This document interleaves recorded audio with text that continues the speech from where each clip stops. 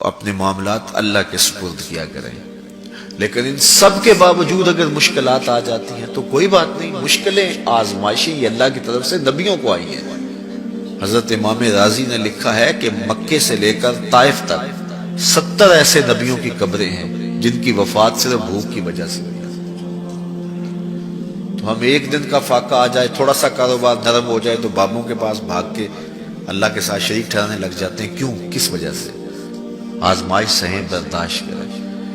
تو اوپر نیچے یہ دن بدلتے رہتے ہیں، دن پھرتے رہتے ہیں، ہر وقت جو ہے کہ جادو ہو گیا، ٹونا ہو گیا، سایہ ہو گیا، بندش ہو گئی ہے، ہر وقت اسی چکر سے ہم نکلتے نہیں ہیں۔ اللہ پر توکل رکھیں، وہ رزق دیتا ہے، وہ رزق تنگ بھی کرتا ہے، وہ رزق کشادہ بھی کرتا ہے، بندوں کو آزماتا بھی ہے، بندوں کو ڈھیل بھی دیتا ہے۔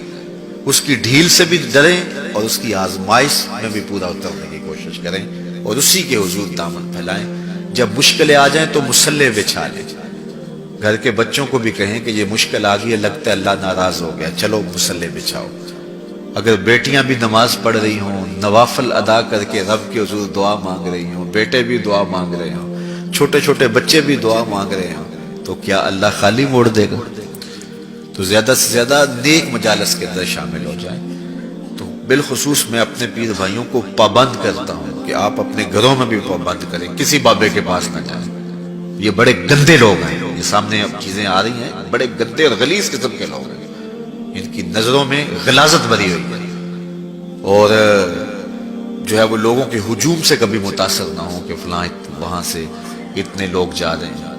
لا یصیر الباطل حقا بکثرت المتمسکین بہ، اگر کسی جھوٹ کے ساتھ، کسی باطل کے ساتھ زیادہ لوگ وابستہ ہو جائیں تو اس وابستگی سے باطل حق نہیں ہو جاتا۔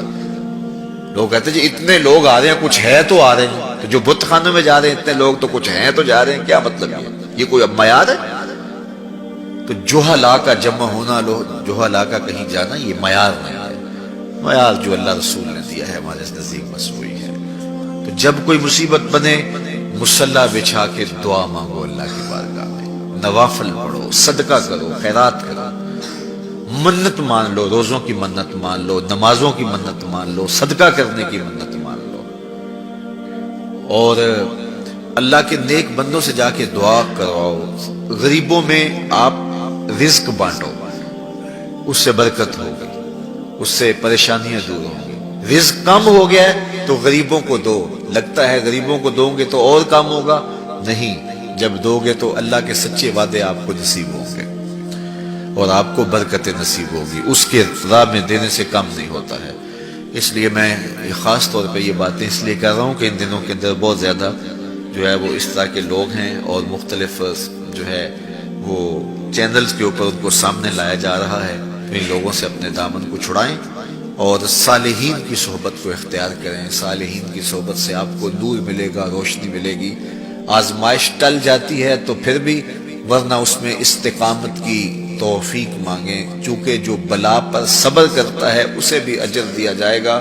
صحیح حدیث میں آتا ہے کہ اہل بلا کو قیامت کے دن جو صلہ دیا جائے گا تو دوسرے لوگ آرزو کریں گے کاش ہمارے جسم کو لوہے کی کینچیوں سے کاٹ دیا جاتا۔ تو یہ جو تکلیفیں آتی ہیں یہ گناہ اس سے جڑتے ہیں، اس سے درجے بلند ہوتے ہیں، اس سے اللہ کی قربت نصیب ہوتی ہے۔ تو مصیبت آئی تو بابے کے پاس بھاگ گئے، جو فاسق اور فاجر اور مشرکانہ عقائد رکھتا ہے اس کے پاس بھاگ گئے، تو پھر ایک مصیبت بھی صحیح اور ایک اپنا ایمان بھی اجاڑا۔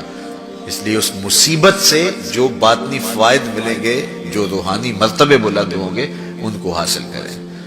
تو غیرت کے ساتھ جینے کا ڈھب ہم سیکھیں، مت ایسے لوگوں کے پاس جائیں۔ اللہ آپ کو، مجھے اپنی رحمتوں